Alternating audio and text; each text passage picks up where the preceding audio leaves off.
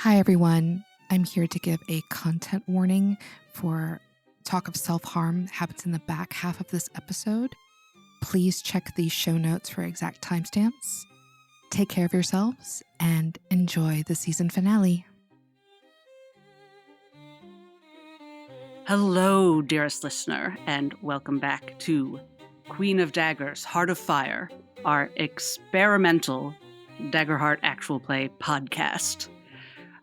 We here behind the mics have been on a little break, but you, the listener, have not, so we're just going to dive right back in where we left our young poets.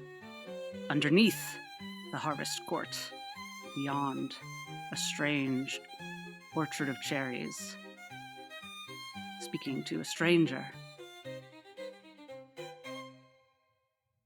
Friends, you stand in a chamber with 4 archways, words above them. You know that you stepped into this chamber a few moments ago, though the past seems a little fuzzy now. The ceiling is very far away, and there's a woman standing a little ways in front of you. You were just speaking to her. She'd asked you something, but she seems different now. Things feel... well, you don't quite remember how they felt outside this room, but you know in here they're simpler. You look at this woman and you know that you want to say your feelings about her were maybe complex? No. You had any, and now there's just a woman. Middle-aged, maybe a little older than that. Careworn. But not particularly noteworthy. She looks like maybe she's a healer or something. You could imagine her quite easily out in the woods, herbs drying in the window, and she's holding something, a glass case, multifaceted. There's something in it. Care to make a deal? Yes, that's what she just said to you. There's a cut on her chest, but it looks all right. She sees your expressions and smiles. Not unkindly, but actually, not kindly either. Take a second, dears. It's disorienting. I'd forgotten, having been here so long. That's why she put me here after all. And she looks up at the ceiling, so far away, but as your gaze follows her, very dense, a dense mist or fog. If light could be solid, that's what the ceiling is. And there's something in each of you that wishes it were much, much closer, that is reaching for that ceiling. She knows what she's doing, I'm afraid. She was clever enough to trap me here. She knows how to keep any enterprising poets from using any tricks. The ward is strong enough to cage me, but you won't be able to reach it, I'm afraid. But no worries. There's older magic anyway than your poetry or her ward. I practiced the bargain. And she holds up the jar again. And everyone can make any sort of roll they would like to remember what's happening, or just any roll at all. But only one. Evelyn rolled a 12 with hope to recall using knowledge. I got a 15 with hope to recall. I used knowledge as well. And now I am maxed out on hope. A 13 with fear to recall. So I rolled 17 with fear. I will go with sense. With those rolls, when she holds up this crystalline jar, you are all able to see again the Heart Afire, even if not quite as clearly as before. You remember that this is what you want. You are here to get the Heart Afire. You remember why, even. The cobwebs start to fade off your memory. You haven't. Your memories haven't been erased. It was just as she said, disorienting. Ginny, I'm going to give you a little something extra in a second. OrLeon, you additionally just understand a little bit more that you're feeling what normal people experience. Seeing, you remember that before you crossed this threshold, you saw this woman very differently. You saw her true self, or one of her true selves, perhaps. True is not quite the right word, but you saw a guise that the caudal ward hides from most people. But poets can see it. And at the moment, you are not a poet. The form that she was in, I'm aware that that form is visible only to poets on the other side of the ward? Yes, because it is of fear. Oh. This is an aspect of the world that was forced behind the ward when Daggers and Bones were forced behind the ward. So I understand, but I don't understand which form, the form that I saw on the other side of the ward and the form that I'm looking at here. I do not have a relational, what do I understand about the relationship between those two forms in terms of one either being more true than the other, or what do I understand about the relationality between those two forms? I would say, since you rolled you rolled a 17, but you rolled with fear, I would say you note that question, and you're not sure, but you certainly emotionally trust the more fearful version, but you don't know the answer. I think it's a little bit spiraling your mind, like which is true, what is... But you also, I will say on a 17, you also sense that this is not something she is actively doing. This is something that is happening because of the ward. Mm-hmm. But yes, you do not know which, if either, form is her quote-unquote true form. Ginny, you hit a 15 with hope.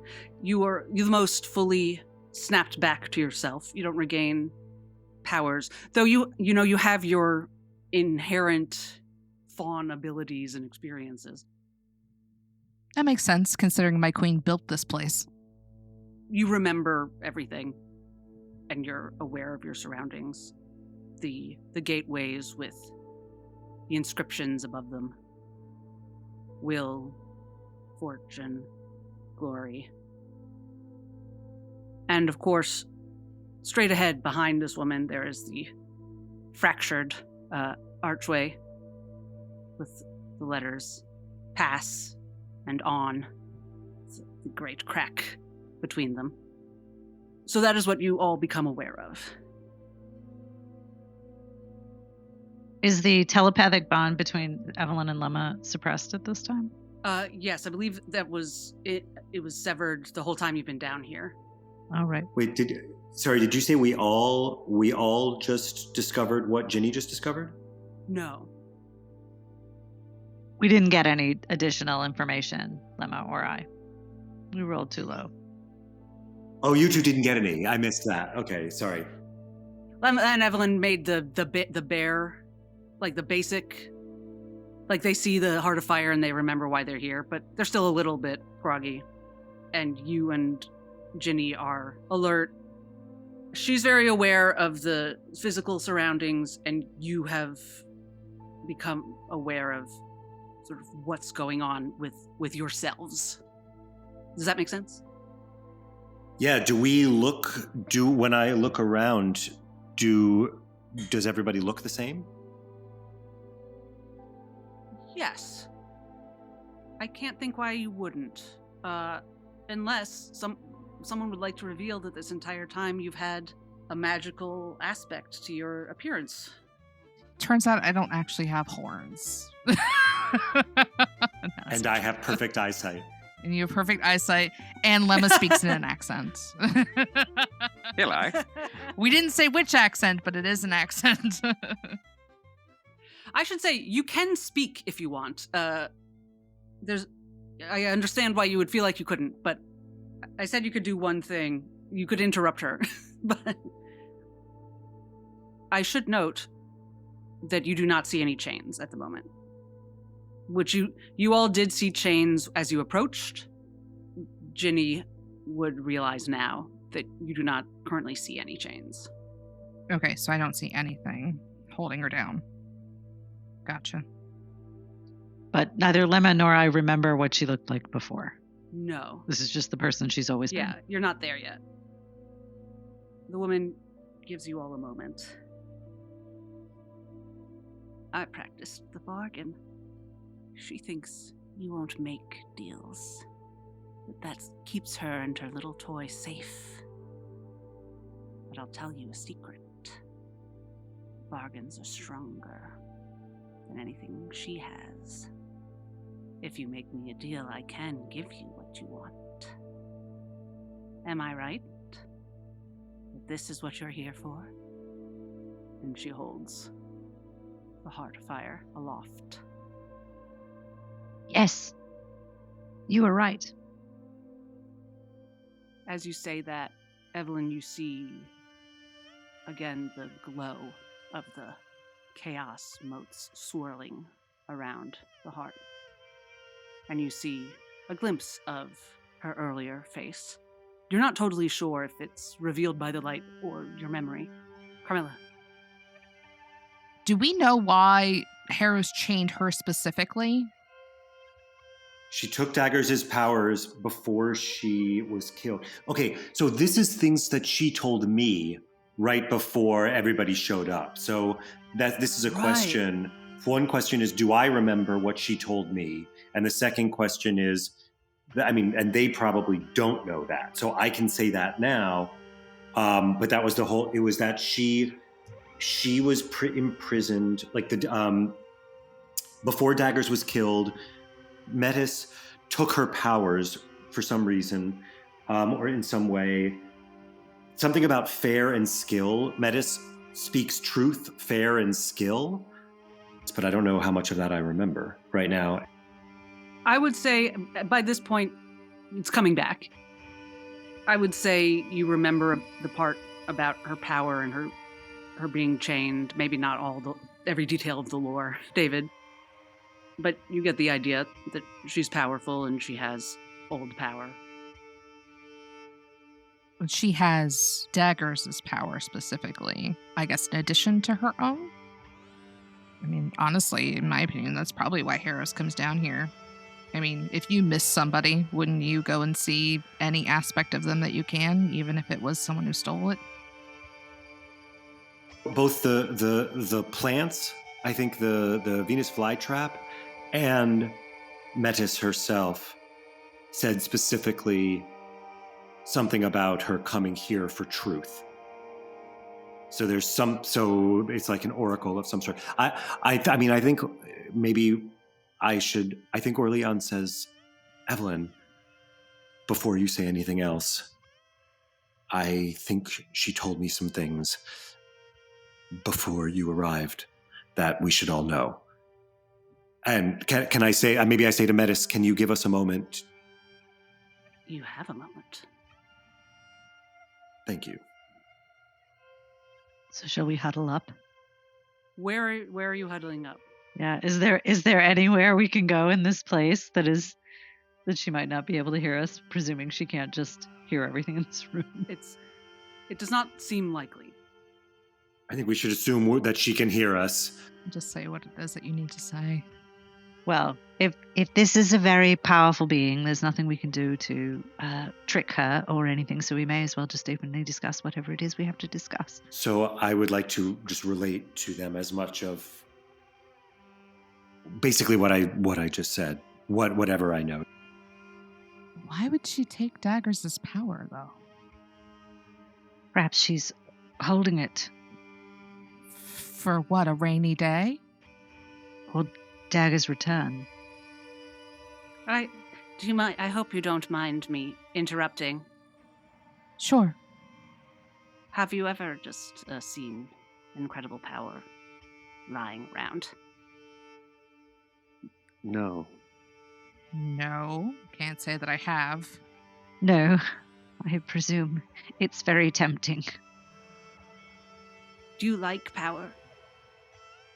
Not particularly. Some of us do. It's delicious. So you took it for food? All right, not literally. Well, yes, literally. It is literally delicious. But I took the power because I really like having magical power. So Daggers was gone when you took it. Do you want a whole anatomical lesson? Sort of as she expired, I sort of sucked it up like marrow, which is also delicious. Horrifying. Okay. You've never had marrow? It is delicious. Like from a cow? Yes. I've made a stew or soup or two in my time. Especially a very young cow? I think Ginny objects more to the way it's obtained than the taste itself. I think I'm just going to point out the cracked arch and go, I'm going to assume, based on what we see there, that Daggers no longer has power. All of her power is with Metis. Boy, I would like to talk to her. Me? In whatever form she exists in now. Oh. Metis sits down on the ground and starts cracking her knuckles. Well, are we here to bargain or not? If we are, we need to know what she wants. And what we're all willing to part with. I think she wants us to kill her in some way. Is that what you want, Metis? Who, me? Yes. Yes, you. You are the only Metis here. The one and only. Now, I couldn't help but overhear. Her Majesty has made very sure that I cannot access any fear power that I might have stumbled upon, quite innocently. But the bargain. If you consent to it, no ward can stop that. And I deal them clean, straight, scaled, and clad like fate. So I'll ask no more than you're asking me. Give me something the queens don't want me to have. Your freedom? You can, but I've set my terms, so anything that satisfies them. I'll be very honest with you, as is my want. I'm not sure you can let me out. If you can, that would be splendid. Oh, very splendid.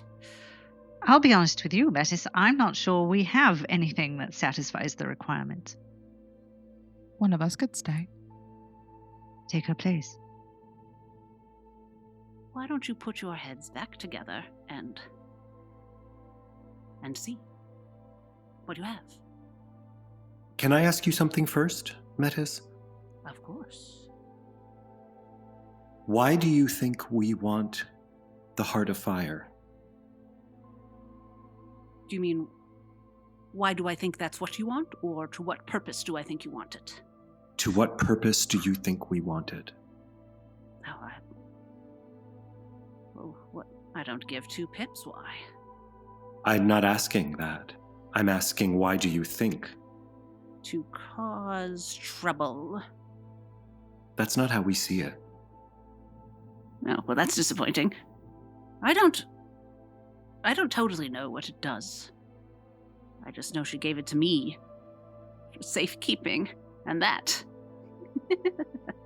Well, that's quite something, isn't it?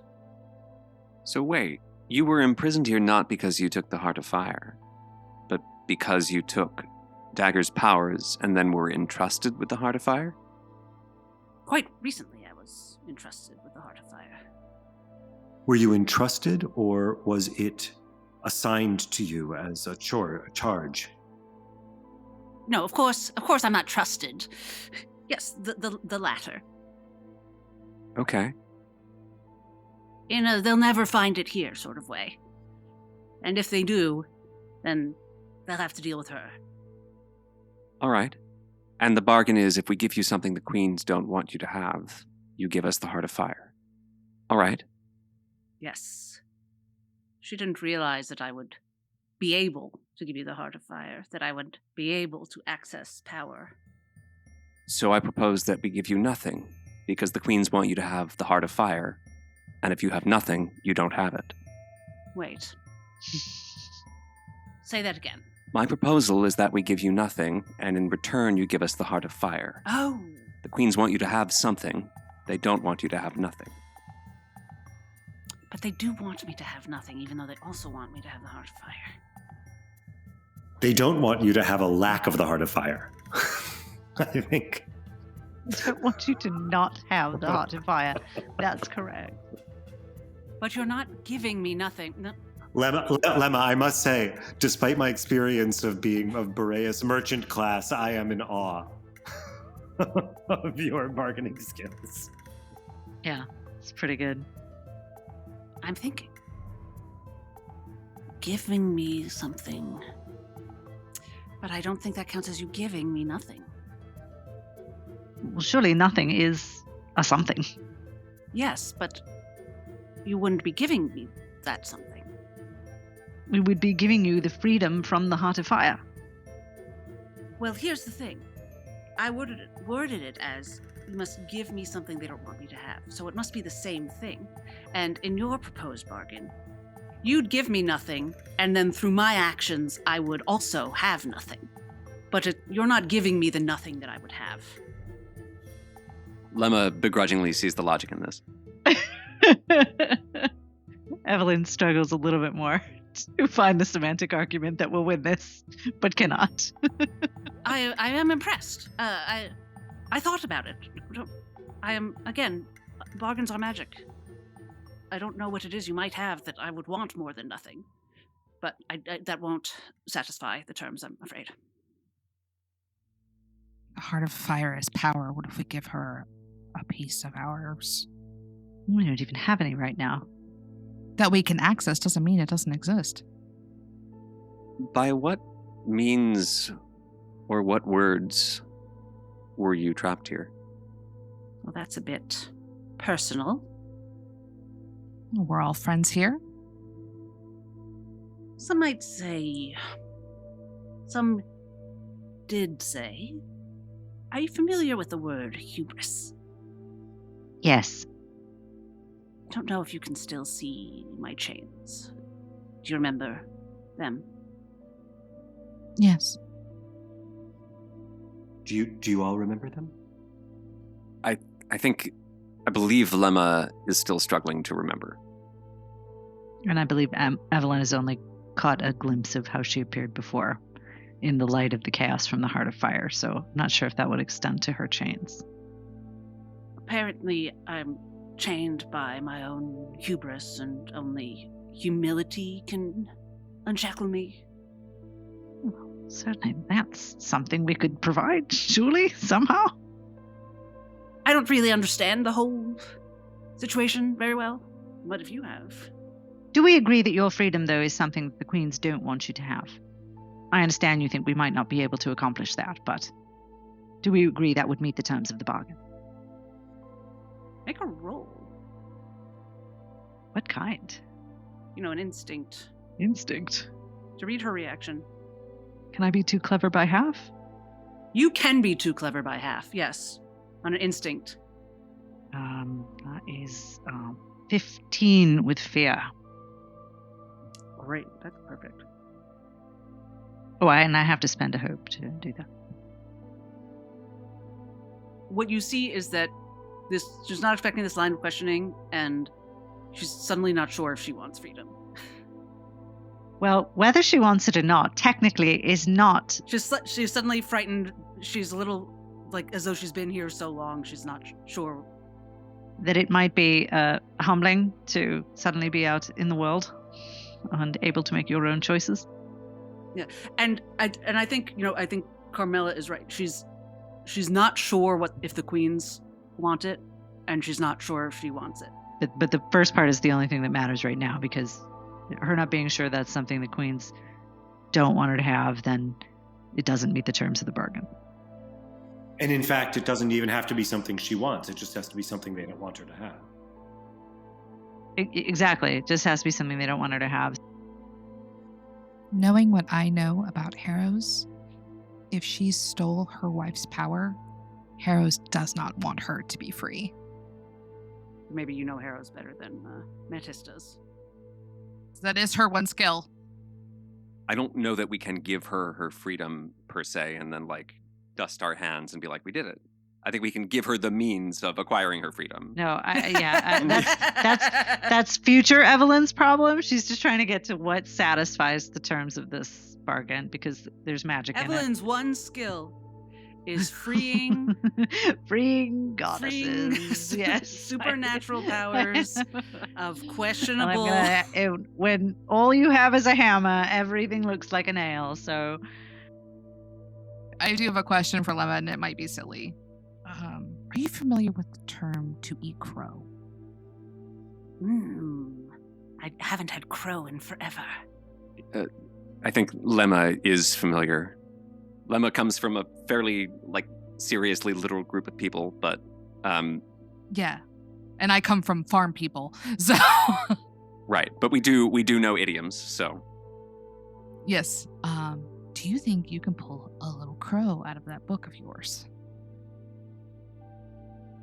Lemma thinks about how he feels about crows on a personal level. Something he's never had occasion to reflect on. One of my favorite meals was when I would befriend crows, and they would bring me little gifts, and then I would trap them and eat them. Well, I was thinking if you need a little humility, we could make you eat crow, and that would provide some humbling. You mean like a literal crow? I mean, we're poets. We can make the intangible real. Sorry, I didn't mean to step on that idea. I'm just thinking of in a poet standpoint. But it sounds like she enjoys eating literal crow. Like she's done it before. It hasn't produced the effect that we desire. But I like what you're thinking. It was not what I was thinking. Lemma was thinking that he has this magic dagger. Rain definitely doesn't want her to have that. Lemma's initial idea of not offering anything has proved ineffective. So I think Lemma would maybe realize what Evelyn was driving at. Yeah, that's what Evelyn is thinking too. She's trying to figure out a way to indicate without saying it out loud. Do you think we should give her that? What would the dagger do? So we need to come up with a reason why she would want it or why they wouldn't want her to have it? I mean, I think we need to remember what the dagger does. Exactly. It's all about, it erases words, right? And there's words written all over this. There's words written all over the sky. And there's words over the arch. And there's words. We'd be giving her an enormous amount of power. And I think that's something we should think very seriously about. Yeah. Yeah. We'd be giving her a lot of power. But we'd be getting an enormous amount of power back. Should probably just eat it. And power is delicious. I think we just want to think about whether we don't know. This is something that this party would know without having to discuss it in front of Metis. But what do we think we're going to do with the Heart Afire? Because Evelyn's kind of we're going to use it to tear down the ward and make everything a fucking free-for-all. That's kind of what Evelyn is assuming that we're going to do with this.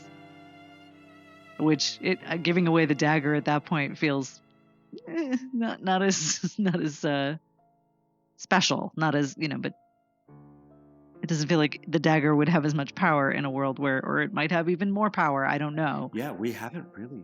But what do we think we're going to do with this Heart Afire? Why do we want it? What are we?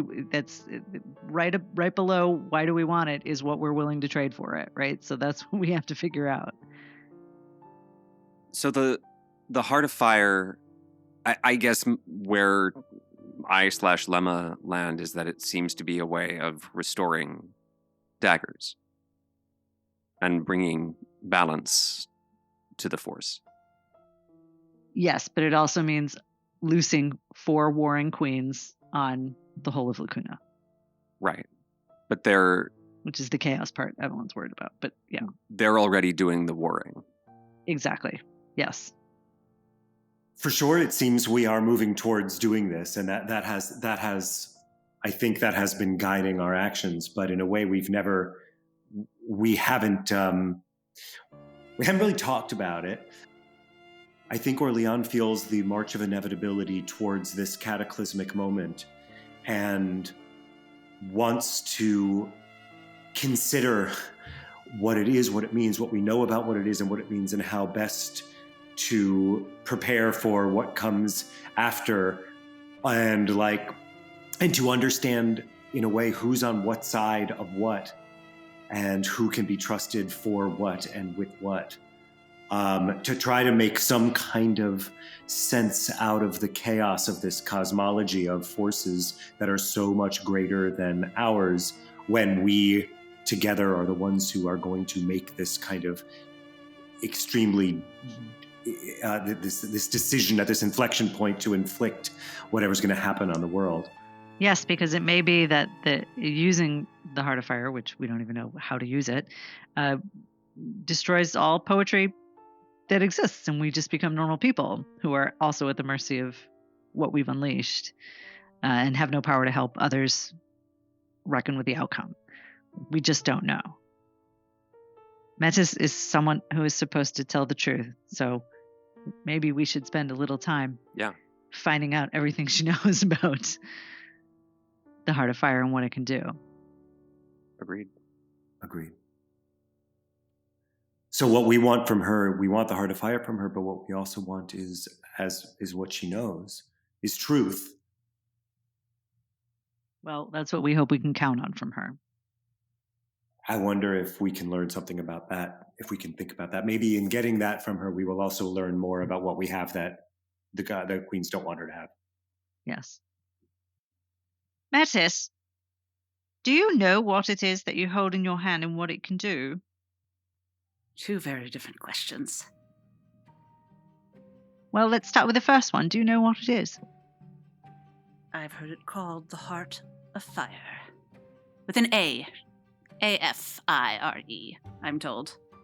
Yes, just 2 words instead of 3. It's very clever. Oh, if you say so. Bit fussy, if you ask me. I like fussy. Yes, that's why he's so fixated on you. Lord of Iron. Indeed. You speak to him often? No, never. And how do you know he's fixated on me? We see things together sometimes, me and Her Majesty. Harrows. Has Harrows ever spoken to you or shown you anything about Dagger's return or potential return? And not divination, if that's what you mean. She comes down here sometimes to share with me. She has eyes around the realm. Literally. Sometimes we look through them together. What does she focus on? What does she look at? It changes. Depends where there is need. She looks to find places where she can help, not to keep an eye on things she's afraid of? They're not always different things. I see. I sometimes advise her where she should look. And how do you know? She talks to me. And from that you can tell where she should be looking. After fashion, I give excellent advice. I hope that is the case. Do you know what the Heart of Fire does? More than it was meant to. Less than it can. I don't know if anyone knows everything it does. What do you know? Wait. Yes. How much do you think you're going to get for free? I smell another bargain. You want information? I can give you that. I'm sorry, I understood you were a truth teller. I am, but there are boundaries on what I can tell you. Unless we strike a little side bargain. May I propose a bargain? All right. You want us to stay here and make a deal with you for the Heart of Fire.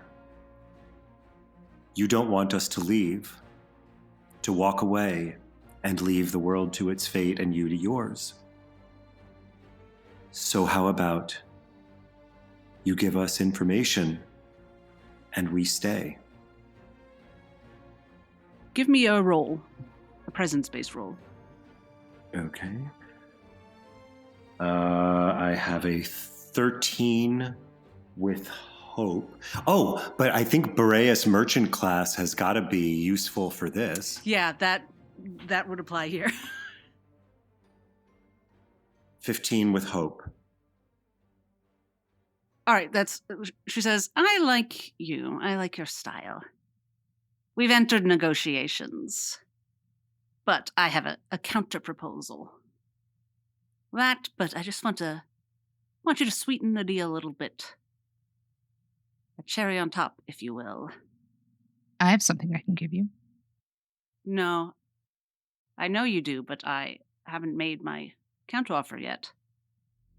I talk, you don't walk. I tell you how to use the Heart Afire, should I give it to you, which has not yet been determined. And you all give me the cherries currently in your pockets. Evelyn checks her pocket for a literal cherry. You each have 1 or 2 literal cherries in your pockets. Just the dark, sweet ones. I was going to offer her some of my hope. And she looks at Ginny. I've cracked my teeth on the pits of your rotten ones already. I want the ones you've put in little jam jars and shoved on shelves to forget about. They must be our fears. Because what the little crystals in that rain has our hopes, right? I bet they're fears. You just walked through a cherry orchard in Harrow's secret garden, her hidden cherry orchard. But it does belong to Harrow's. I will point out to Ginny. Evelyn inspects the cherries in her pocket.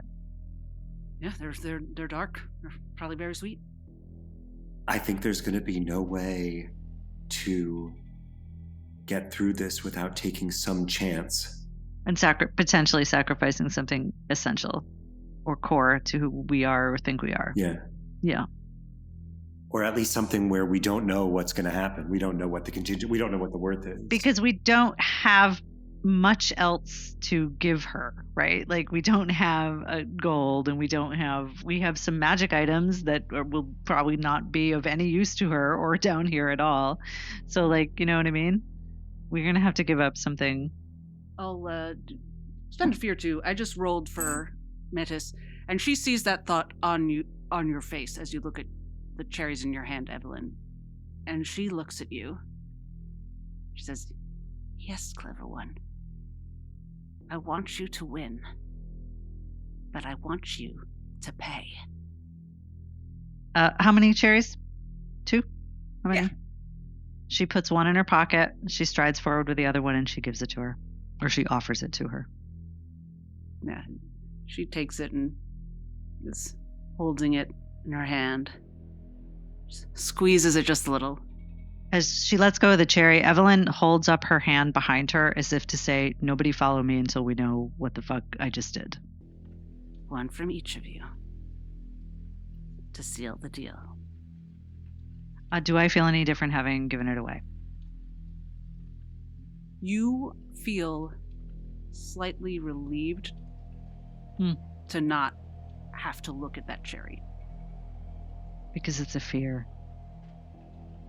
She said it was something that you shove away to not look at. Yeah. Do you think the queens would want you to have these? She narrows her eyes. God damn you, Lemma. Do you think you should have asked me that after you gave them to me? Well, I haven't. And the bargain isn't complete. You said you needed one from each of us, so the transaction hasn't been made. No, exactly. Don't you think you should have made the transaction and then pointed out that it satisfied both bargains? Instead of pointing it out before I could cancel this bargain? Metis closes her hand around Evelyn's donation. Now we have to combine bargains. We've lost our buffer. All right. So we're combining bargains. If you want information, you can have information and the heart for a cherry each. And what would you like to propose? Negotiate. Why fears? Wouldn't hopes taste sweeter? Are you saying that out loud? Mm-hmm. I didn't say these were fears. Evelyn, how do you feel? Relieved to not have to look at it, but not relieved. Just because you're afraid of them doesn't mean they're fears. I suppose it's possible to be afraid of one's hopes as well. Perhaps the four queens all have different expressions of how their hopes are materialized. God, is this our inside out moment? Once we have the Heart Afire, will we have only one choice of what to do with it? No. Must we keep it? And will we be burdened with it, as you are burdened with it? Not inherently. I don't know. Someone might burden you as I was burdened with it, but it does not burden the bearer. I can't promise what will happen to you, but my giving it to you would not yoke you to it. You could give it freely, as far as I know. And for the record, J-Ben, it hadn't occurred to me that the cherries might satisfy the first bargain. But once I'm playing a lawyer, you're not going to get me to... I'm not going to go easy. That's fair. That's totally fair. A lawyer hag. Like, come on. Hag lawyer, attorney at law. So this does clarify to me that she can change the terms of an offer, right? Before the offer has closed. Well, yeah, exactly. You had not all given her a cherry, so the deal was not sealed. Anyone can renegotiate terms before the contract is signed. You know, you can pull a contract. Evelyn, make another roll. Can I use experiences? Yes, and it can be instinct or knowledge. Well, I'm going to take knowledge. You can do analyze or recall or comprehend. Great. And for a experience, I can find that for you is about complex systems of organization. You know what? Kinda. I think that kind of applies. I'll let you use I can find that for you. Okay. That's 21 with hope. Great. And I'm spending a hope to use that experience. And this will assume that Lemma described the Queen of Rain to you a little bit. Yeah. So, Rain and Harrow's both Queens of Hope. Mm-hmm. Rain is fortune, and she is hope and chance. She collects a certain kind of hope. The hopes that good things will happen to you. So it's possible that Harrow's collects the hopes that bad things won't. You've seen that Will has gardens. You know, these are the hopes that people tend to. These are often long-term hopes, but it's hope and what some people have called choice and what Metis called skill. You know, these are hopes of what you will do, hopes of what you will achieve. hopes about things that come from you and, that reflect upon you rather than fall upon you. But there was the garden upstairs, and this is the orchard downstairs, where the caudal ward is thicker, and Metis told you some cherries rot, and some cherries are very sweet and dark, and you all put them away, and preserve them, but hide them. So these are hopes. These are your darker hopes that you don't want to abandon, but don't want to admit to yourself that you have. Your darker, to you they are darker hopes, your caudal hopes. Your ambitions, your thirst for power. It's what we saw it's what Evelyn saw when she said Glory's name. It's the idea of there's secret knowledge that only I have, that I, like, what would you do with that? It's the desire for power. Yeah. Yes, they're things you don't want to admit.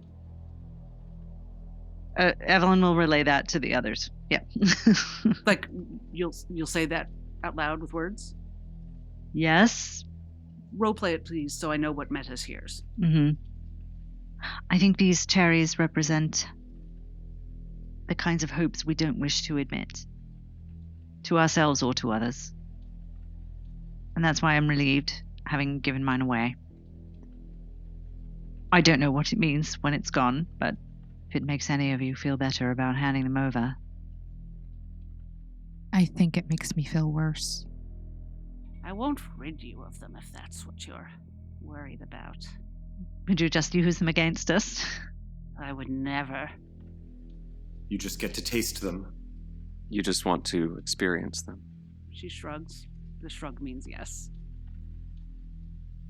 As soon as Evelyn relates this information, Lemma immediately flashes back, as Evelyn said, to that moment in the cave when Glory was released and what he saw then. And he very firmly and deliberately takes a cherry and hands it to Metis. And she gives you a respectful nod. OrLeon didn't see anything in the cave, by the way. Yeah. Oh, that's why. I was like, Yeah. Glory already had what she wanted from you. And Ginny resisted it, which I think is all really important. But remember, that's just an example of the kind of thing. Yes, because you have the cherries in your pockets. You don't not have them. Pretending they don't exist is not having them. Evelyn's getting at the idea of that having darker thoughts, darker hopes doesn't. If it makes you a bad person, okay, it makes you a bad person, but it doesn't mean you don't have them. And pretending that you don't have them because you don't want to expose them or give them away is not making a difference in that. The reality is we all have them. It's what we do about them in our life that makes us good or bad people. She's trying to make people feel better about giving them away. And Metis looks at OrLeon and Ginny and says, I should add, by the way, whatever I think of Harrow's and her sorting, she's not the one who plants these cherries here. You're the ones who shove them down. when you say we're the ones who shove them down, is that, I mean, they're shoved down in some way by the ward, aren't they? Like, or is that just us as poets? We as poets choose when... I think it's us as people. We recognize things that we don't admire about ourselves and we push them down so that they're not revealed to others or that they don't, bear fruit. She says, I don't know. I think you mortals deny the choices you have. But what do I know? Well, that's what we're hoping to know. Yes, that is what we do. That is how we define ourselves. Well, perhaps I'd understand you better if I tasted your experiences a little bit. So, are we doing this or are we doing this? Metis, here is where I am stuck, and perhaps you, as a great dealmaker, can find a way through. I am willing to part with my forbidden fruit.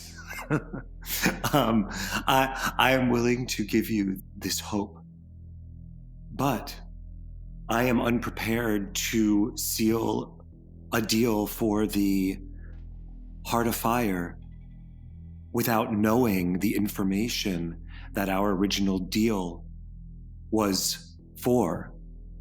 So I want your information. I need your information in order to seal this deal for the Heart Afire. So perhaps we need to strike another deal so that I can be in a position. I cannot overcome my fear of making the deal for the Heart Afire without knowing more.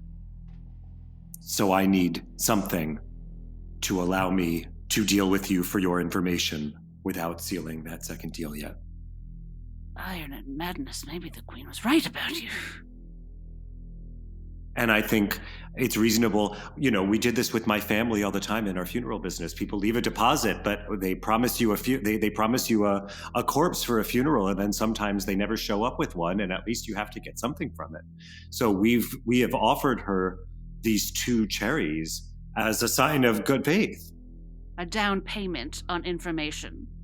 And we're prepared to have lost those should we walk away from the second part of the deal. But I the see. terms are still what they are, which is that in order for us to give you what you've asked for, which you have asked from us as a collective of 4, and that means it is subject to our consensus, we need another step in this negotiation for your information. So, you're suggesting this was half payment up front on the information. Half payment for half the goods. Yes, half payment up front on the information. I deliver the information that helps you decide whether you want to take the Heart of Fire deal. And then whether or not you do, then you deliver the remainder of the cherries. Yes, something like that. Let's start there. And she pockets somewhere in her robes the 2 cherries that she has, which are Evelyn's and Lemma's, I believe. So the information you wanted is, what do I know that the Heart of Fire can do, and how to use it to do what it might do. Yes, Just everything I know about the Heart of Fire. basically.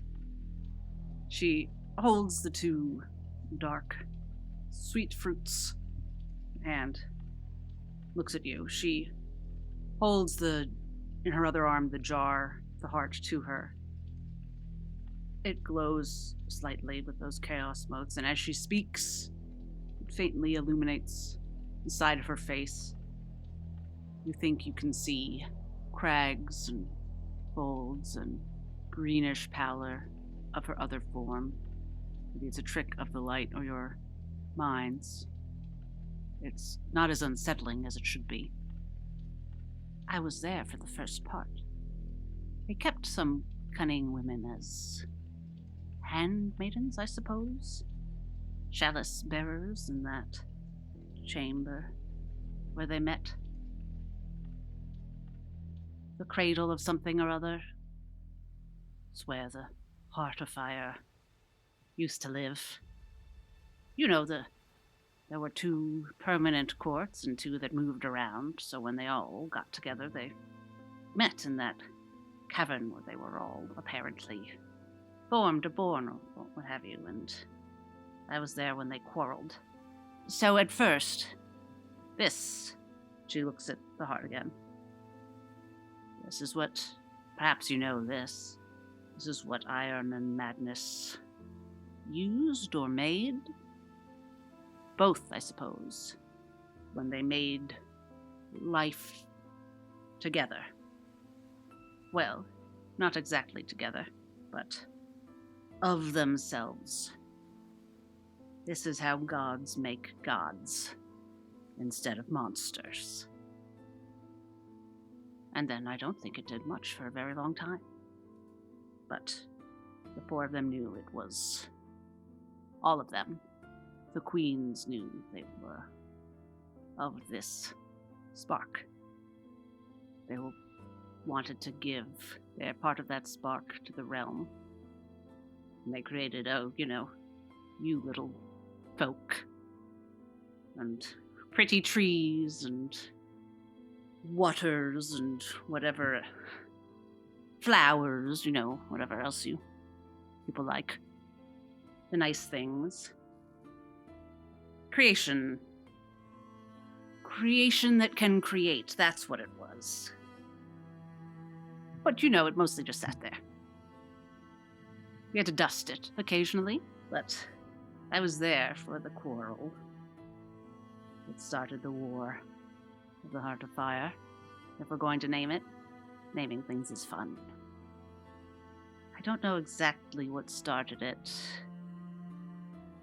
Why Glory accused Will. I think she didn't say it quite out loud. But Glory was very certain that Her Majesty Harrows thought she could rule the land by herself. That only she was necessary. She was doing it all on her own. Glory thought that she and Fortune should in fact be the ones to rule. The other two had the hearts of tyrants. They wanted to shape things. Rain, I think, had not expected any of this. Rumor was she barely wanted the power she had. Certainly not more. And then there was the fourth. I believe you call her Daggers. She wasn't so much quiet for most of it as she was talked over. I think she felt shadowed by Her Majesty Harrows. Perhaps someone put it in her mind that the others thought she was her partner's deputy, her consort, but not. But finally she spoke. She spoke, well, as they often used to, in rhyme. I am the hatred rending minds, the purest love's desire, the comfort that no coward finds. I am the Heart Afire. And she took this. She squeezes the jar. And she left. I think some of them took that as a bit of a snit, and some took that as a declaration of war. But what I don't think even Daggers realized was how much power those words had, how it bound them all to the heart. I'm getting a bit off topic. I don't get to talk about myself much. I'm not even, am I? Well, where was I? So, what became apparent, much later, was because, then there was a war, and they tried to kill each other, and it seemed like they succeeded, but their power lived on. Bones was dead, but Glory existed. Daggers buried, but yes, I had embezzled a bit. But even beyond that, her domain was not quite vanquished, and chaos certainly existed.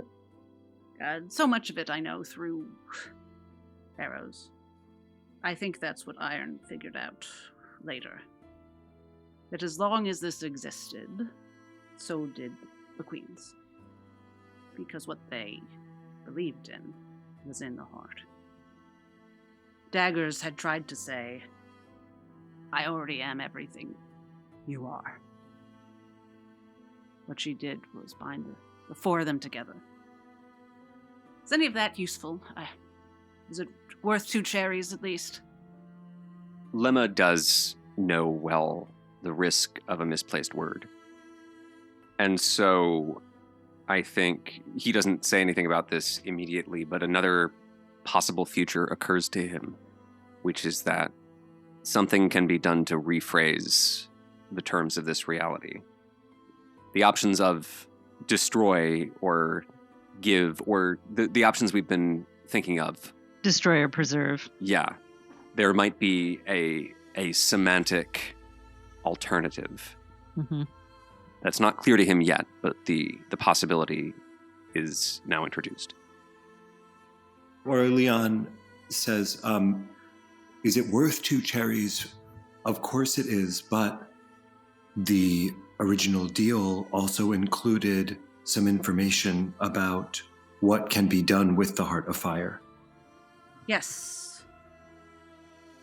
And I fear that if we close the deal too soon, we will lose the opportunity to have this wisdom leading us in what is before all of us, a question of great consequence. There is what we know.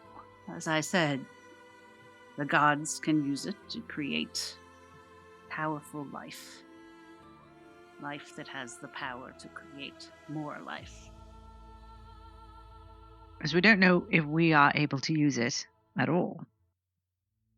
She thinks.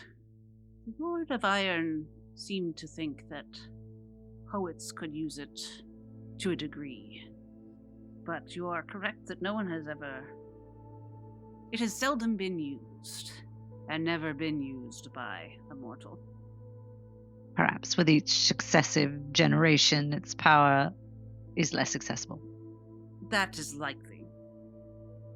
You all likely cannot use it to create a god. You might be able to use it to destroy itself, which would destroy 1 or 2 other things. The Lord of Iron certainly believed that you could use it to free his daughters. And we know that you 4 are capable of freeing a queen, with or without a Heart of Fire.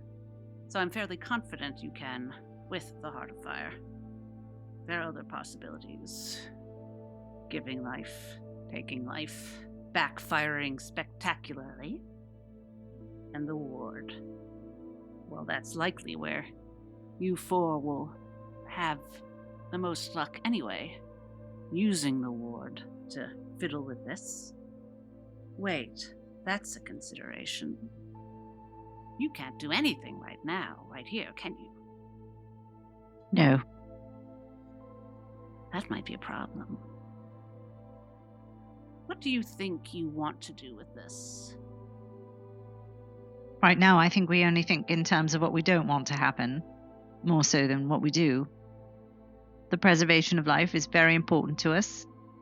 Protecting people is important to us. Do you think you might run into powerful beings who will try to stop you from doing whatever it is you want to do? Oh, certainly. Beings who might be able to cut you off from the ward, distance you from it as you are now. Anything is possible. Let's do a little game, a little exercise for free. No, that felt awful. Quick, can you give me something, anything, so I don't feel sick? I flip her a coin. Thank you. She catches the coin, she immediately looks better. All right. I almost just helped you. You're poets. This is as good a place as any to practice. Try to reach the ward as far as you are from it. I never used that kind of magic anyway. It's, as I said, my power's older, but do you remember anything you saw before that you can't see now? Be a poet. Use your words to make the others see. Evelyn will attempt to use her reveal power from the Book of Daggers. Well, you can't, because you don't yet have access to the ward. What you can do is you can use your words to describe what you saw. What we saw. You looked different. Yes. I remember your hair was gray, and you appeared more frail, older, more weathered. Yes, good. It doesn't have to be objective visuals, any impression. In the light of the Heart Afire, you change. You were much angrier. I was, yes. Your scream of rage echoed across the walls of the cabin. I remember that. As with Ginny and Lemma's combined, the anger and the echo, you hear that rasp in her voice again. Yes, and I'll spare you it. But rest assured, I'm still angry.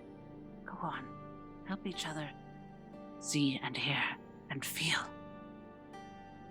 You took it out of your chest. Good. What was that like? Horrifying. It was terrible. Good. Your nails. You carved into your chest with your nails. Yes! Wounding yourself. What do you think that felt like? Anguish. Excruciating anguish. Did I seem in pain? Not so. Not so. I don't remember. It was clear that the things that pain you and the things you want are very different than the things that pain us and the things that we want. And with those combined, you all see her nails are talons once more, and the little cut on her chest that had bled is now, again, that gaping, bloodless wound. Her chest, it is beginning to shrivel as she becomes more skin and bone. The ceiling begins to feel a little closer. There are tendrils of the ward that you are pulling towards you. Make a spellcasting roll, I would say. Everyone. To try to do word stuff? To reach for the ward. To reach for the word. Or you can do more word stuff to gain advantage on this roll. 20 with hope. Great. You feel access Oh. to your normal self. Like something I can grab or something I already have? Both. I grab it. Can I use my willful resistance to try and reach? Can you use willful resistance if you tell me what it is Ginny feels she's resisting? And resisting the whatever is cutting us off. Something is reaching into us and cutting us off from the ward. Can I resist that at all? But it's not an outside force that is blocking you. It is just an absence. You're just a normal person. Okay. So unfortunately, I'm going to say no. Lemma is going to murmur a kind of mantra that is actually part of his liturgy, and I wrote down several months ago. And this is something that the elegists would repeat as a kind of meditation. And as he reaches for the word, he murmurs, "Eyes show me, ears heed me, hands serve me, heart obey me." Yeah. Oh yeah, does Ginny have an Orderborn precept that might help her here? No. Fair. Respect. For the good of the many, idleness is stagnation. Stagnation brings pestilence, and be a shield for those weaker than you. None of those apply. If my willful resistance doesn't apply, neither does that. But I got a 20 with hope. Oh yeah, well then you're fine. I think it's a 16 with hope that I got. And what did everyone else get? So I got a 16 with fear. You know what? She described the longing. I think in her speech she said something about the relationship to the ceiling was longing. There was a longing to the sky, and I think so. My connection to the ward is also my connection to Cosmene, for whom I am longing, and so I think probably that relates to my broken heart. Yeah, I'll allow that. 2 for the experience is 18. And what was Evelyn's? 20 with hope. Ginny and Evelyn fully had your powers back. Evelyn immediately reaches out to Lemma telepathically to see if the bond has been reestablished. And the first thing you do immediately is cast it again. Well, it's because it's quiet and silent and not demonstrative. That's why. Yeah, no, it's beautiful. Just to clarify, Asteria, did a 16 not do it? Lemma and OrLeon got a good hold on those tendrils. I think what I'm going to say is you both get your last features back, but not yet your spells. But you're feeling, well, Lemma's feeling optimistic. OrLeon's a little worried, fearful, if you will. That's because Lemma's very good about not using his spells, so it doesn't make any difference to him. Got everything I need. So if it's marked subclass or ability, you got it back. So this is sort of the awareness of the word that Lemma had his whole life returns, but the ability to manipulate it the way he's learned recently does not.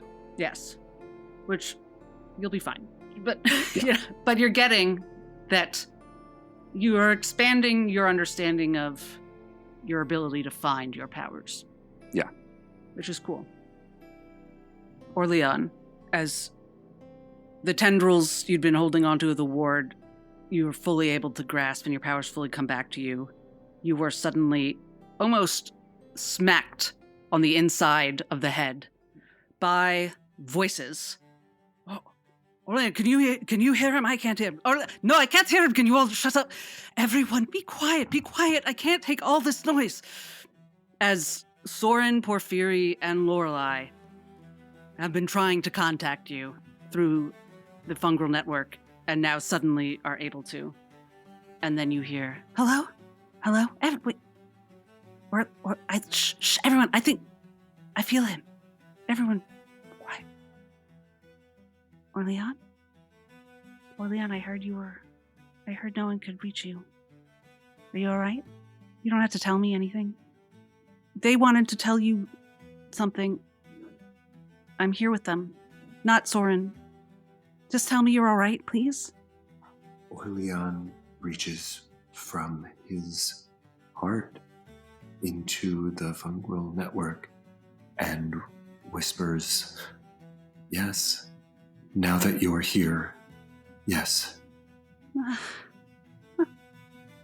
And you hear Cosmene make a sound that's like a chirp, and you realize she's never cried, and she's barely laughed. She's not.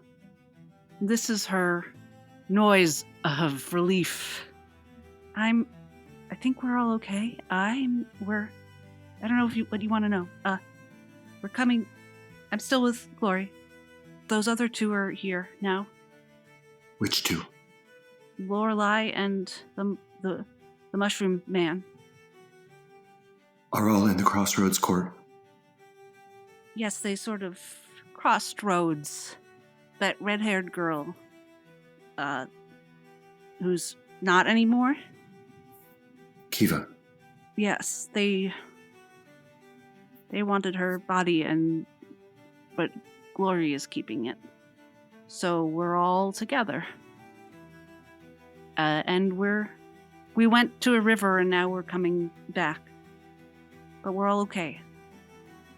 The court is traveling back? You mean you're traveling back to the Crossroads Court? No, the court is traveling back to... To where? Can you... let me get one of them. And Lorelei comes back. Hi, OrLeon, this is Lorelei. We went south, and now we're coming back north. We were down at the Short Bow River, so we went all the way south, and now we're marching north. There's a lot more of us now. Us, not us, but we didn't want to leave Kiva's body, and the Queen seems very fond of it. I turn to the others and explain I'm Porphyry and Lorelei are with Cosmene in the Crossroads Court. They're marching, what did you say, marching north? Glory's building an army. Cosmene comes back and on the line and says, Hi, we shouldn't talk too long. We don't want to get distracted. But yeah, we just wanted you to know, and I'm really glad that you're okay. Soren is a little worried, so you should talk to him. And that man is here too, the gray one. And he says hello. And And I hope I get to see you and have a little bit of a surprise when I see you. And say hi to Ginny, please. All right. I miss you. I miss you. And that's what you get from them. Metis sees that you're grasping it. And it's just you. All right. We're perking up a bit, I see. And she is you now all fully see her as the hag you first saw. And you see the chains, you see the gates, everything is as it was. I have one more piece of information on how to use this. You won't need it if you don't take the Heart Afire, so let's resolve that bit. Do you want it or not? If you want it, what do you got? Evelyn casts telepathy on Lemma. Are you there? Yes, I'm here. Hello. Hello. I think we should give her the dagger. I think it's the only thing we have that she will accept. We've already given her everything we had, right? We gave her each... No, OrLeon and I haven't given her anything. Great. You gave her a coin. Yeah, I gave her a coin for helping us. It's the only thing of Vine that she's accepted at this point. Pay me $1 so we have attorney-client privilege. Yeah, that's literally what that was. Lemma is going to say to Metis, clearly we're not sure about giving you the remainder of these cherries. Would you sweeten the deal with a pledge? Perhaps. I love sweet deals. What's the pledge and what do I get? If we give you these additional cherries, you give us something that I think you would like to give to us anyway, which is you pledge not to harm us. And I don't mean that if we enter a bargain with you willingly, we're not to suffer the consequences. I mean you pledge not to raise a hand against us or deliberately harm us. I can easily pledge that, but I sense you're holding out on me. Well, Lemma is inscrutable, so... All right, I'll roll. Okay, cards on the table. She looks at you and she says, I can make that pledge. You seem like someone who likes to understand a bargain.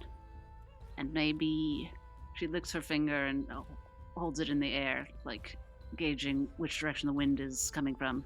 Maybe someone who likes to understand magics themselves. So here's what I'll spell out for you fine young folk. If you short me on a bargain, I'll have less power, and it'll be harder for me to give you what you want.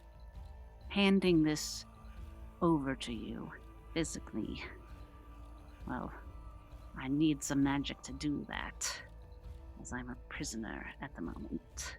So, like I said, I make my deals clean, straight scaled, clad like fate. Just think for a second if there's anything else you'd like to throw in the pot to make it a little sweeter for old Metis. But I will certainly make you that pledge. Is the pledge made? No. So it's not going to give up any bargaining chips until you've offered her nothing. You have to offer her something other than cherries. Right. In addition to 2 more cherries to get the Heart Afire, which will absolutely pledge to not harm you. She'll throw that in along with the Heart Afire, but you need to, since we're reopening negotiations, what you got besides cherries? Because the cherries were the information, and that is not enough. When Harrows comes to see you, does she tell you much? Yes. Well, this is not an offer, my boy. It would be if we had information you were interested in. Oh. You're offering me information from Harrows. Or just from the outside world. Can you tell me something the queens don't want me to know? Any queen. Lemma transmits to Evelyn, I have deep doubts about the angle that I'm pursuing here. But I wonder if she knows, for example, that the Lord of Iron has been deprived of his powers. I bet she does, but you can try. All right. Rains told you nothing when you met with her that might be of interest? Alternatively, we can ask Ginny, Yes, Ginny might know something. though I think this is difficult for her Yes. and would feel like a betrayal. But this conversation is happening. This other conversation is happening. So Ginny has heard it. So, if, I think Evelyn would say, if Ginny had anything to offer, she might have done so by now. But If you can tell me something that a queen does not want me to know, yes, that would be very satisfactory. Let's try 3 pieces of information. You may know them. First of all, the Lord of Iron has been reduced to the status of a mortal.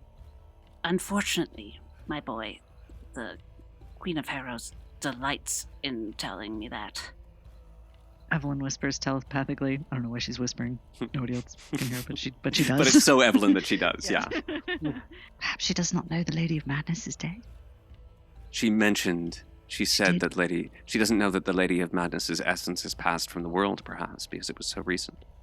Lemma says, you may already know that the Lady of Madness is dead, but the part of her that remained, that was attached to our world, has finally vanished.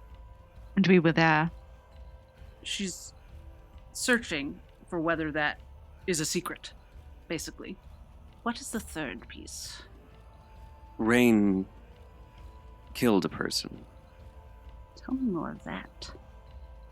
Rain and Lori met near the Sallow Ring. Someone we knew jumped in, leapt to, I think, defend her people. And Rain, we gather, cut her down. There's a flash of light in Metis's eyes. Yes, that's the one. Well done, child. I pledge I will not harm you. Not intentionally. Yes, I will not intentionally bring you harm. Is that a good pledge? I don't think I need to make it more complicated than that, do I? That will suffice. Thank you. Lemma nods. And thinks about the cherry that he gave to Metis. And he turns inquiringly to Ginny and OrLeon. All right, let's do it this way. Are you ready to take the heart? And then there'll perhaps be a further exchange of fruit for information. One last little bit of how you can use this and go places. You are very generous. Nothing if not that. A giving soul I've been called. Who wants it? She's just holding out the Heart Afire. Like, someone's going to take it. I could put it down and back away if you'd like, I suppose. I don't know if I probably have the most resistance to what it is, so I could probably pick it up. Great. She hands it to Ginny. I have the Heart of Fire. Make a instinct roll, please, Ginny. And you can add willful resistance. I got a 21 with hope. 21 is good. I can't get much higher. I rolled a 10 and a 9. I mean, you could crit. Oh, right. Remember crits? We haven't seen one in a while. We haven't had one this session. I'm gonna DM you. Okay. Uh-oh. So that's passed off. And she looks at... Wait, so who did not give her a cherry? Ginny and OrLeon? That hand now free. She holds it out. One fist clutched with a little juice coming from between the fingers as her nails dig into her own skin. Now we just have to settle the other bill, and I'll get you on your way. OrLeon walks over to her and gives her a cherry from his pocket. And, young lady?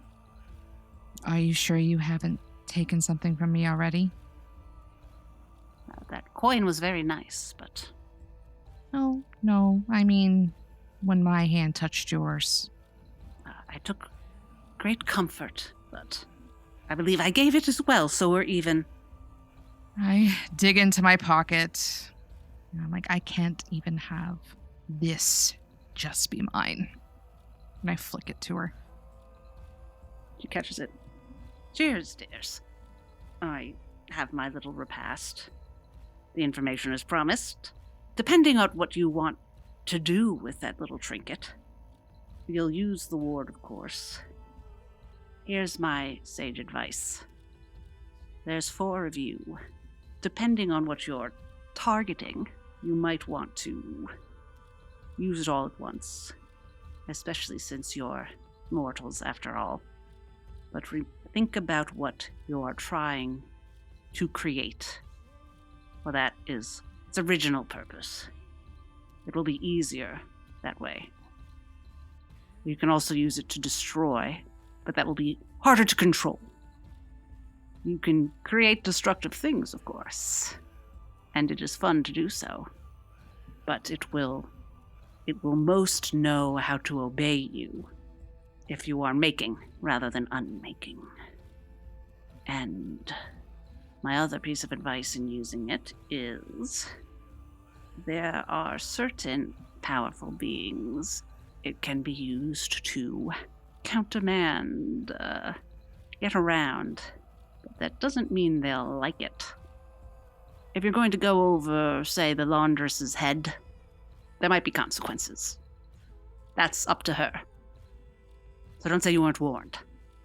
See, I am generous. Now, since I want you out of here, you'll notice there are some doorways. She points to the one you came through that says Will, through which you no longer see the cherry orchard. That will take you anywhere in the city of Boreas. But if you know where you're going, it will be far more precise. You can visualize it, name it. And then she turns to the one that says Fortune. That will bring you to the Zephyr Court, wherever it is. This is how Harrows finds her sister, and vice versa, I suppose, though not recently. And then she looks at the one that says Glory. You can smell dust, like the dust that is kicked up on a road after a large number of people have marched across it. That one, for a long time, went nowhere at all. It was blocked by boulder upon boulder. Now it leads somewhere. The reasonable guess is that the Crossroad Court is reforming, and this gate will take you near it. To it, I don't know. Perhaps in its wake. It's up to you, if you want to roll those dice. And she pauses for a moment as the 4th gate looms behind her. It had seemed completely dark, but in the very ostentatious pause, you see that there is a presence, a motion in that darkness, barely perceptible specks of light floating. It's almost like a plasma. This, I believe it goes... Well, obviously it used to go to Daggers Court. These gates don't go behind the ward. I think it goes to wherever her strongest remnant is. For a while it seemed to be one of the... What do you call the place where you... Conjuries. How did you know? I don't know. Yes, well, exactly. But it didn't look like that when it did. So I think now it's something different. So yes, fun. Thank you. No, my loves. Thank you. And she eats all 4 cherries. Evelyn, she looks at you as she masticates. You turn your head instinctively, but as you do, a taste bursts into your mouth. Dark and sweet, just as she said. Warm, too. And you imagine something you'd forgotten you once imagined. What is that? It's a deathbed. It's someone's deathbed. One you've seen in real life, or? No. One that has burst into her imagination unbidden from time to time. Describe it the way it's important to Evelyn. What stands out? The person on the deathbed is Lorelei, who Evelyn doesn't know that well and hasn't interacted with that much, but she knows what she looks like. And she is frail and pale and wasting away. And there is nothing anyone can do about it. So she is flanked by mourners and by the people who feel the loss and the guilt over her passing, which Evelyn is not one. She's an outsider looking in and waiting. And the Evelyn who is outside looking in, does she feel anything? She is eager for this death to come to fruition.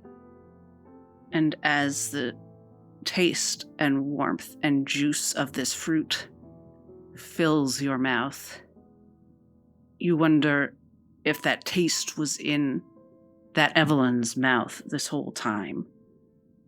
There's a sound in that Evelyn's ears. Is it a crackling of fire?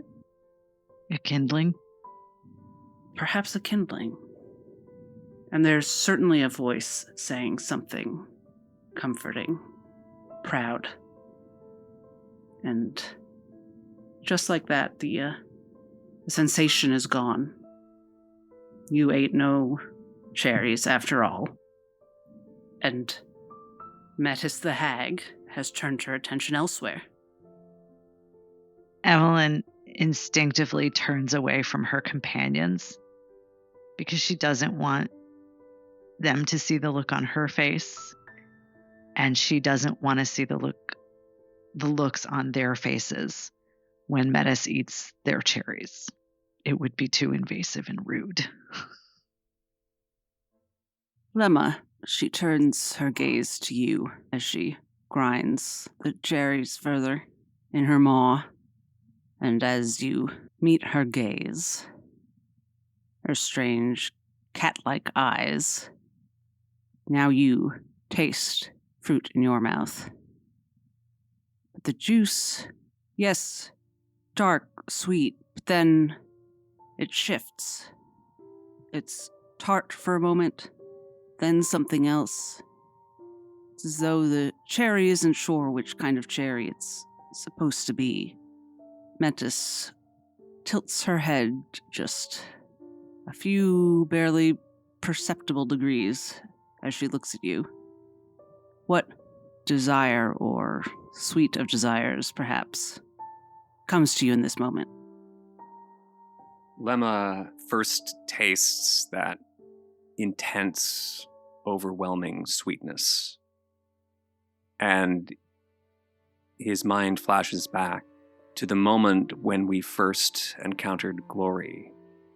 And he saw a flash of something that he both longed for and hated. And he sees that image again. He imagines the faces of those he has seen do wrong, the relatives of Laura Vermeer.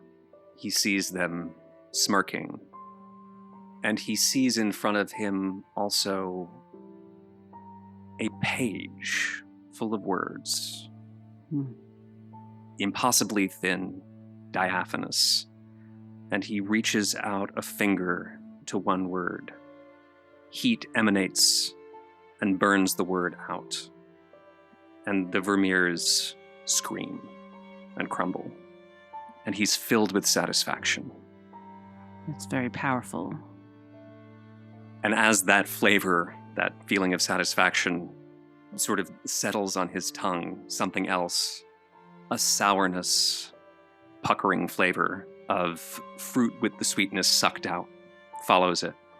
In the space where the Vermeers were, he is now with his friends, with Ginny and OrLeon and Evelyn. And he offers them his hands, and they, with love and care on their faces, cut them off. And that is a desire. Yes, it's intense on the tongue. It's not exactly sweet, but it feels right. It's a flavor he's accustomed to and has come to enjoy. You see the hag's eyes flash, not in a magical sense, in the sense of someone excited to understand something.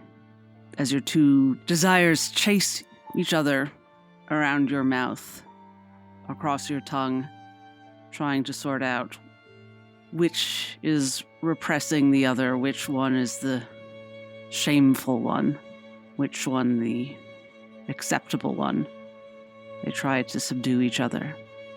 You see Metis, the hag, lick her lips as another drop of cherry juice escapes. And then it's gone from your mouth. No juice, no cherry. And the images are gone, unless, of course, you dwell on them.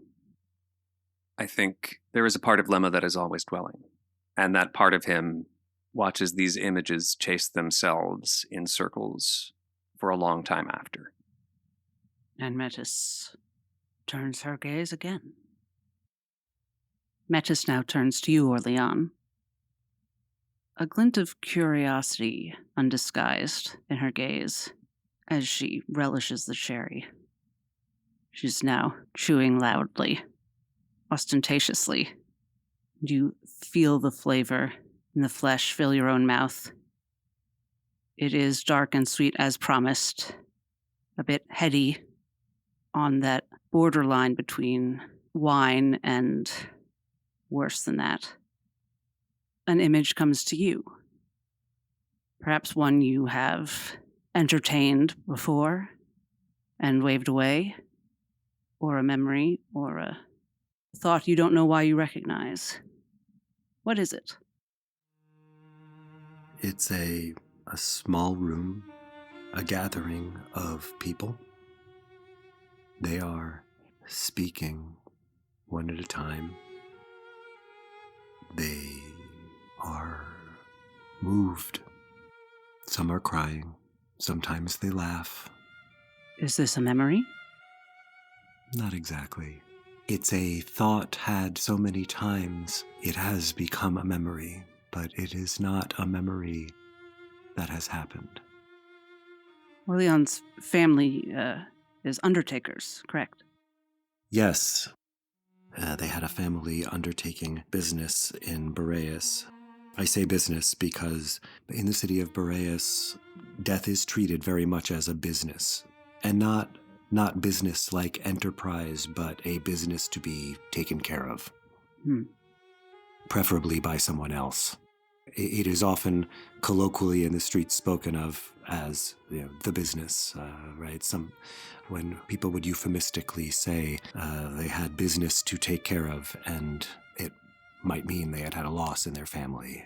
It's not spoken of much. So, yes, OrLeon's family did that work. What does the scene that sprung to OrLeon's mind now, is it like the funeral business he witnessed?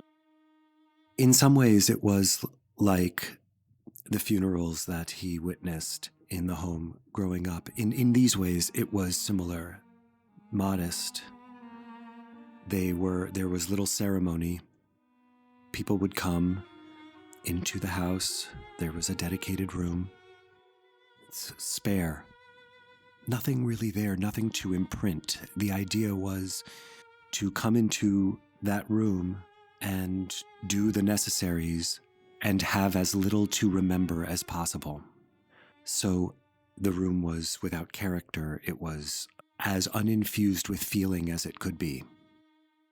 In this particular image of OrLeon's, it takes many forms, but this was the form that came that had the sweetness of this particular cherry. The room is similar. It is a place that's familiar, but what's different is that the people gathered are there to savor the essence of the lost, to extend their presence even as they bid loving and fond farewell to this form of this person. As you think the word savor, the taste in your mouth changes a bit. You taste a tartness in the cherry, but it complements the sweetness. You don't think you've ever had a cherry that was both tart and sweet at the same time, but they're not competing. They're blending. It's a fascinating experience, and one that I suspect OrLeon appreciates. Does OrLeon recognize anyone in this room? One person. He recognizes one person, and her presence in the room is the reason that he knows, even in his memory, that the memory is a dream or a fantasy, because it's the one person who could never have been there. And who's that? That's Cosmene. Although, he supposes now that maybe has changed. Who knows? What is Cosmene doing? Saying the right words. He can't hear what they are. Does OrLeon know who the deceased is? Yes. Does OrLeon know why he has hidden this image from himself? Yes. You hear the hag's teeth scrape against the stone of the cherry, as though she senses you trying to detach from the fantasy there. The juice collects in your mouth as though the inside of your cheek has been cut, though you don't feel any pain. Physical pain. I can't speak for the rest of it. She's staring at you with her cat eyes. Is the deceased in the room? Is the body on display? Is there a casket or an urn or an effigy, a painting? The body is not there, but the person was. His presence, his sensibilities, his life force was still gathered in the room somehow, hearing and feeling and tasting and savoring with all of those gathered, taking in the depth of their, in some cases, love, in some cases, affection that might be characterized differently, but deep feelings, care, the depth of their caring, their feeling of his absence.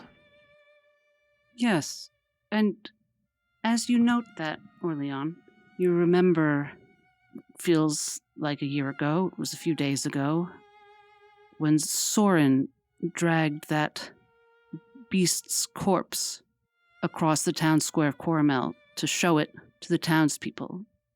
He cut off one of its limbs so that they could perceive it a part at a time. He told you that for people like them, for non-poets, with things from beyond the ward, it helped to focus on parts, to understand things that way, rather than trying to see it all at once.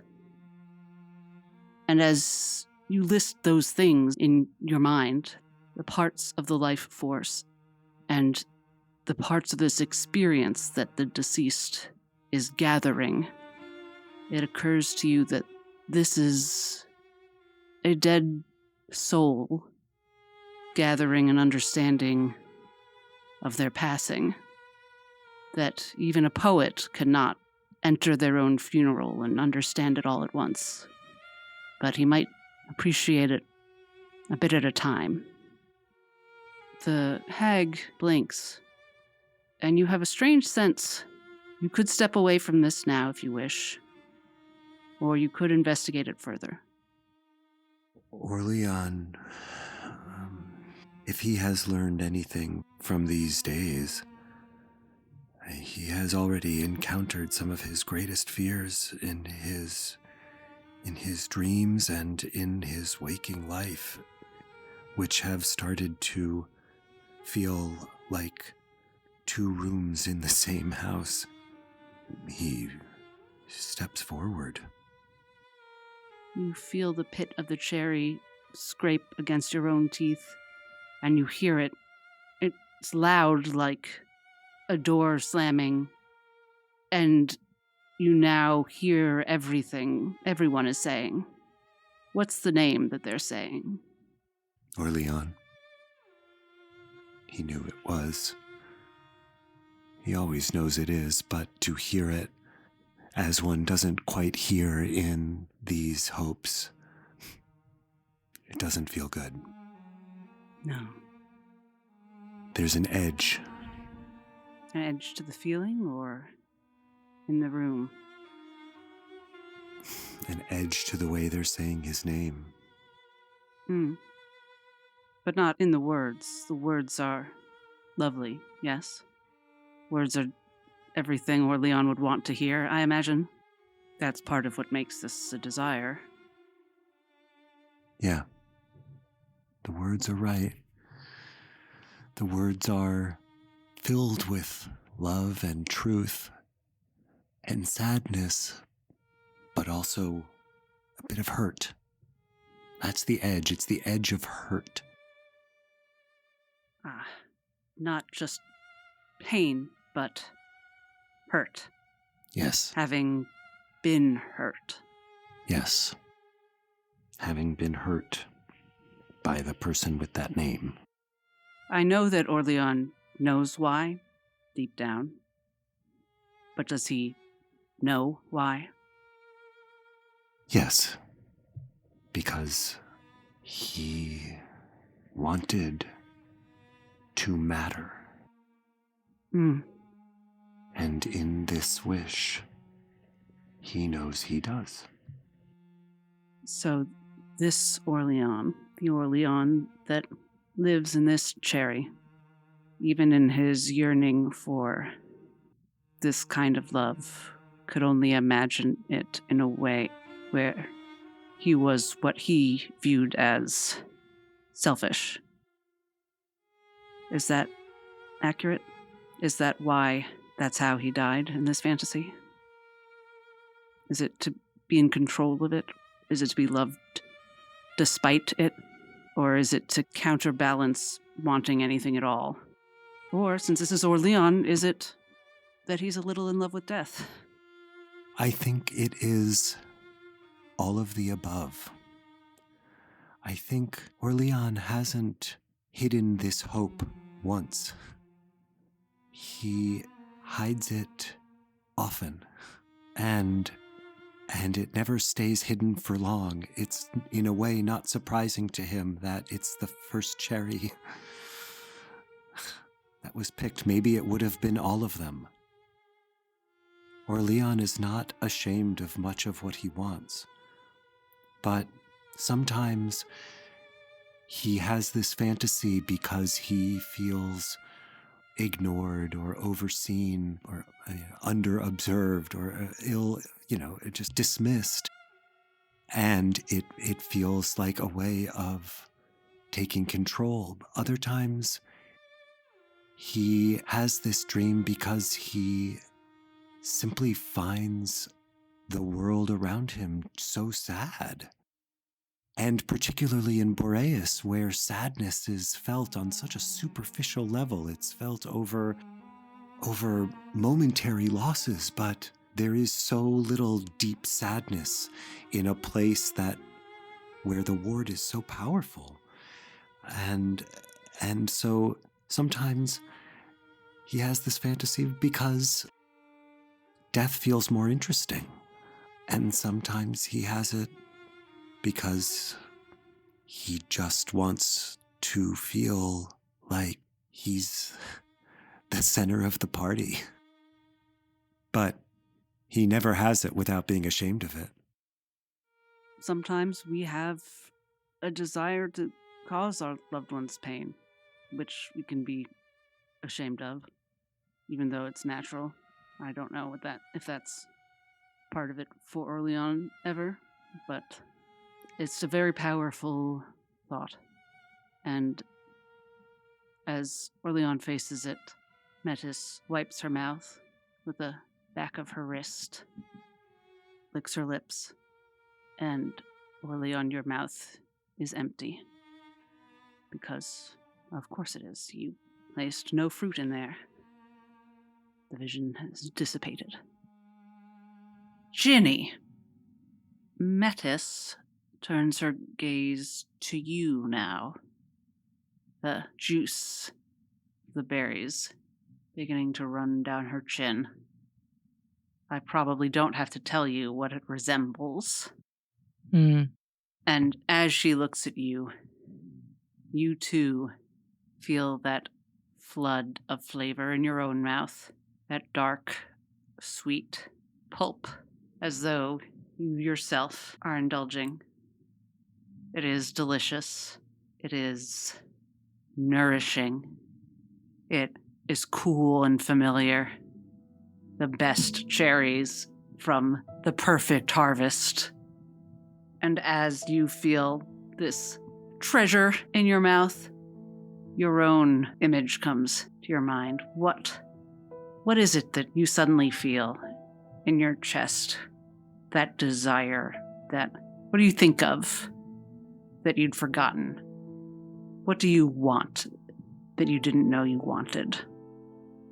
To run so fast and so far beyond the horizon, where no one knows who I am or what I am capable of, where I'm not a tool, I am not a poet, I am not a queen's damned turnip, I am just a person.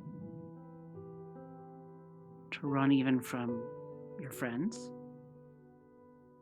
Markson was supposed to be a place where I could belong.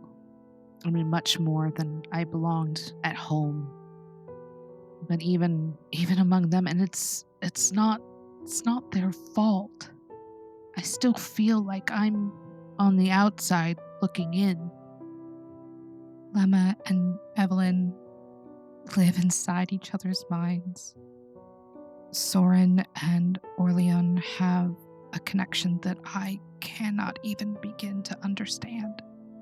And then there's me, and I'm just their shield. They never asked for my protection. I just gave it to them. But what happens when I'm no longer useful and no longer needed? It's safer for me to vanish over the horizon where nobody knows who I am before they decide they don't want to know who I am. The flavor on your tongue begins to turn tart. Could you give me an instinct roll? And you can use your willful resistance. With the willful resistance, it's an 11 with hope. You gain a hope. Okay. I will resolve that roll in a moment. And as you feel this rush of willful independence, solitude, rejection, whatever it is, do you look at the others out of curiosity? Are you looking at your companions? I think I throw a quick glance in their direction and then lower my eyes out of shame and guilt. As you do, the flavor of the cherry is gone from your mouth. Never was a cherry. You gave it away.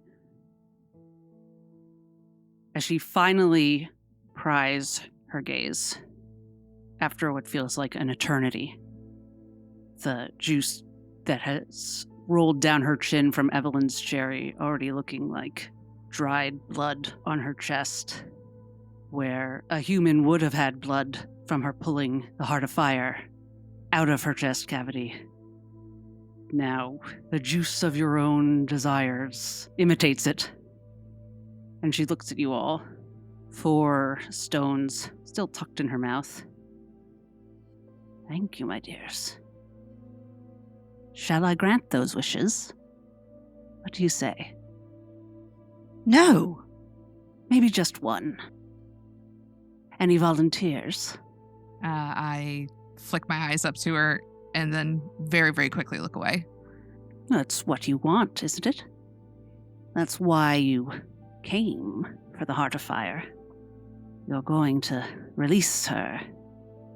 Release all of that. All the juice of that orchard will flow. The rivers will turn dark red with those lusts, those hopes, those, what's the word? There used to be a name for it. You've got a taste for it now. What Daggers offers. How does it leave you? Thirsty for more, surely. Come quickly while I still have a little of that power your bargain gave me. No one? Shall I choose? She points her finger and goes back and forth, before dropping it. Don't be silly. If I could, I wouldn't waste that on you. Especially when most of them you could handle yourselves just fine.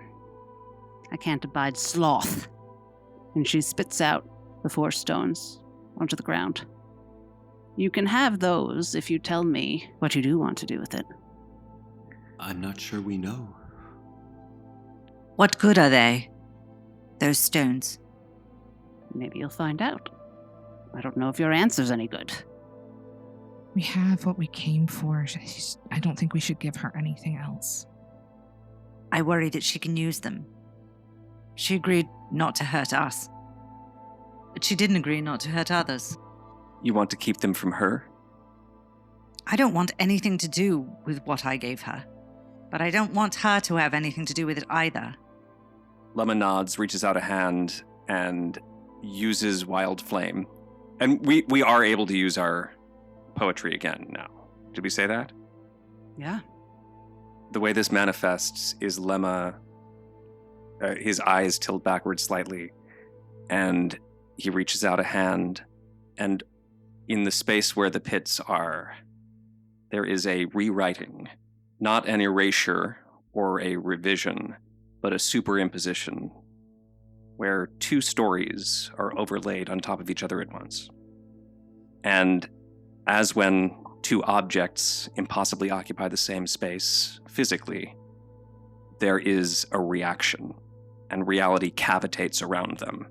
And in that small space, there is this incredibly instantaneous release of heat and pressure and potential.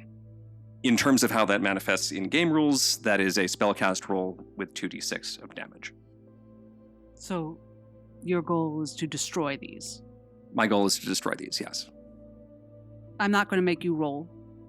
They are magic, but if that is Lemma's choice, I'm not going to fight it.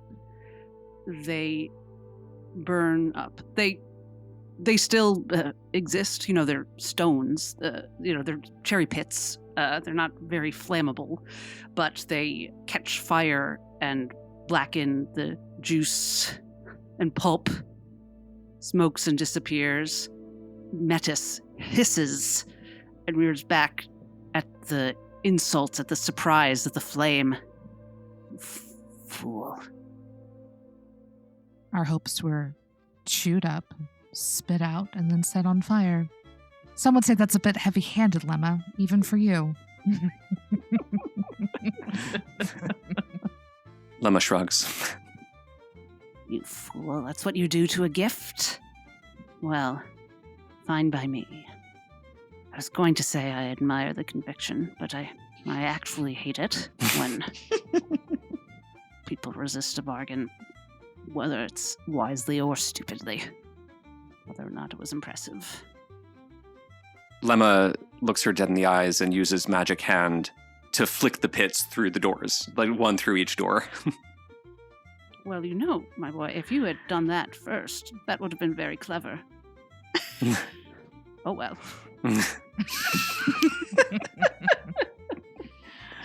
I hope you all get the fuck out of here now. We need to talk. We really don't. That's been enough. No, the four of us need to talk. Sorry. May we confer? Does that mean I have an option of stopping you? Not really, but I'm trying to be polite. She sits down and begins biting her own fingernails in what seems to be an attempt to rip them out. Gross. Great. Well, We don't know where the Rain Court is, or the Fortune, whatever it's called. We know that Glory is headed towards Boreas, and we have no idea where that other door goes. So, what we were told about Glory was the Crossroads Court went to a river and then came back. Yes, they went south to the Shortbow River. Right. And now they're coming north again. So they're probably about where we left them. the first question, I think, is not where do we want to go, but what do we intend to do when we get there? We don't even know how to use this thing. You just smash it on the ground? Is our goal, I think, even if in some way we know what we're hoping to use this for, and we see some inevitability to releasing the Queen of Daggers, I suppose the question is there anything we need to do before trying that in order to prepare the world for a better outcome? It seems we can't leave the world as it is. With 3 queens, the instability is dangerous for everyone.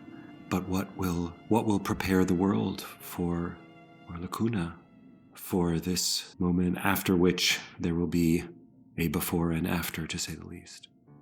Or do we try to create a world without queens at all? It sounds like that would be more difficult for the heart to accomplish. It is easier to create than to destroy, she said.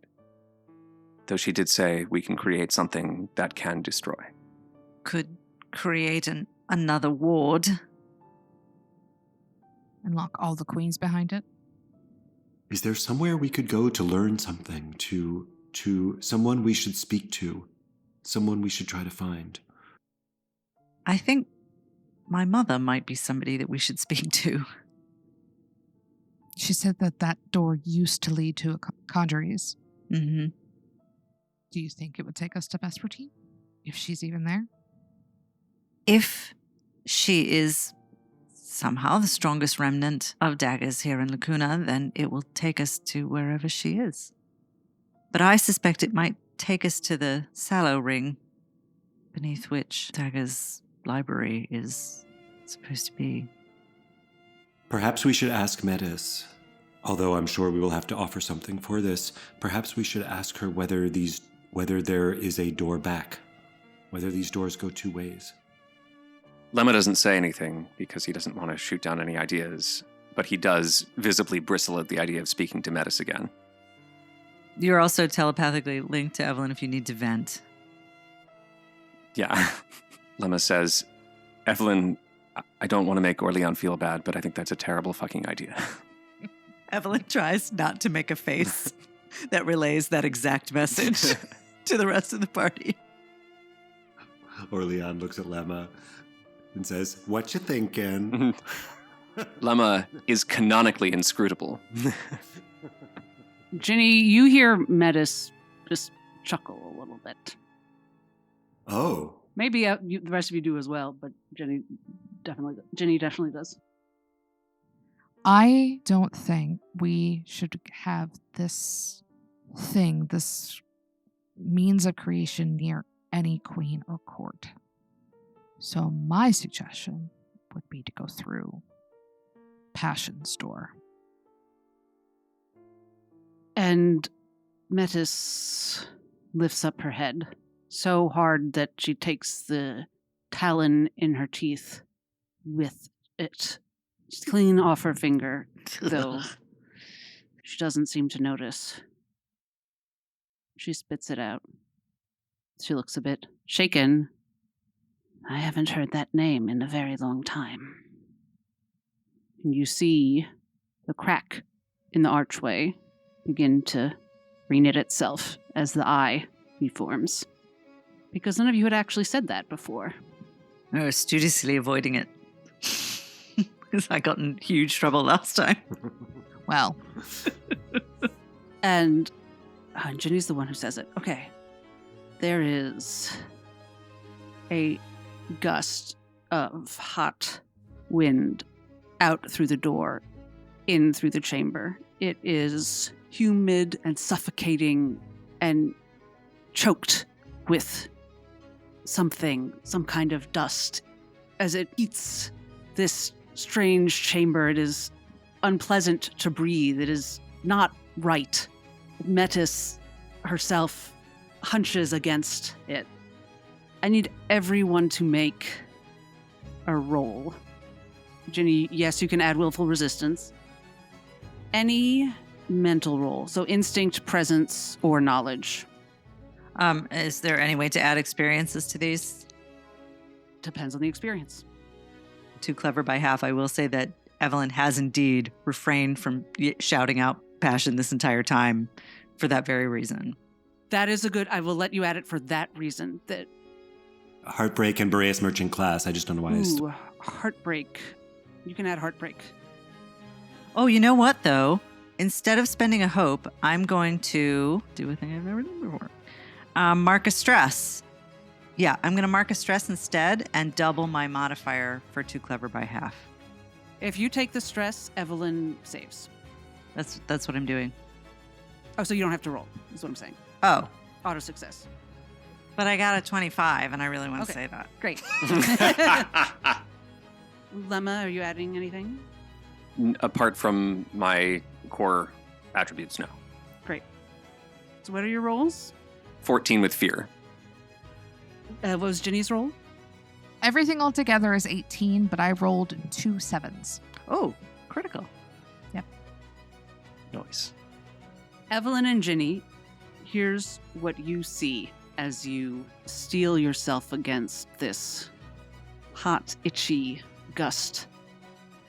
You see OrLeon and Lemma double over. They stagger for a moment to a knee. Nothing so unusual at first. And then you see Lemma look at his hand. He considers his hand, turns it this way and that. OrLeon, you, perhaps seeing that, you straighten and lift both of your hands, wrist up. Lemma reaches for the rain glass dagger and draws it and holds it above his own hand. OrLeon, you feel yourself having an urge to reach for a weapon as well, but because you rolled with hope, you stop yourself. Evelyn lunges for Lemma while saying telepathically, "Stop, what are you doing?" "Don't," and tries to physically stop his hand. Ginny, you hear in your mind, "Get them out of here. Just get everyone out of here. It's too late for me to get you all back here again. Just go. We'll figure it out." I make a run, grab Evelyn, who I'm sure will grab Lemma with one hand, and then I grab OrLeon with the other, and I run at the door that sends us back into Boreas. Evelyn, you would be closest to him, and you can see something wild and desperate is passing over his face. She's just repeating in your mind, "It's all right, it's all right. We're going, it's all right. Let go of the dagger." And to the extent that you hear anything back, it's just like wordless anguish. But, I mean, I'm going to allow Ginny to bull rush me through the door and bring Lemma with me. Ginny, where in Boreas? You personally don't know Boreas at all, but, you know, it can be a place you've been or a place you've heard of, a place you can name, you know, a reasonable spot. I go where I told Victor to go. That's what I'm thinking about. The inn that I told Victor to go to. Which I believe was the Barrel and Key. You are all pulled through and find yourselves at the Barrel and Key, at the feet of a very surprised Soren and Tristan. Is Lemma still trying to kill himself? Bold of you to assume that's what was happening. Well, that's what Evelyn thinks is happening. We'll find out next time on Queen of Daggers, Heart Afire.